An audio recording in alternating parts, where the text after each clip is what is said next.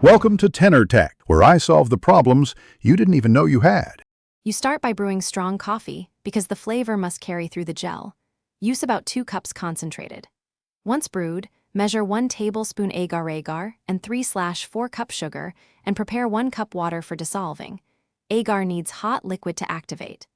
Make sure your pan and whisk are set out and a mold or tray is ready. This keeps you moving quickly so the agar mixes into hot coffee while it's still at ideal temperature. Once the agar is dissolved in water and simmered for a few minutes to activate, reduce heat and whisk it into the hot brewed coffee so it blends evenly. This prevents clumping and gives a uniform gel. Make sure to add sugar gradually, tasting as you go to achieve the right sweetness. Coffee Gulaman should balance bitter and sweet. If you want creaminess, fold in milk or condensed milk now.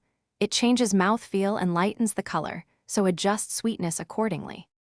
Pour the hot coffee agar mix into your mold and let it cool to room temperature before refrigerating. Chilling for 2 to 3 hours ensures a firm, clean-cut gel. Once set, slice into cubes or bars and serve over ice with milk or as a dessert layer. Presentation enhances perceived sweetness and texture. If it fails to set, don't panic. Reheat the mixture, dissolve an extra ½ teaspoon of agar per cup, boil 1 to 2 minutes to reactivate. Thanks for watching. Subscribe to keep your life in tune.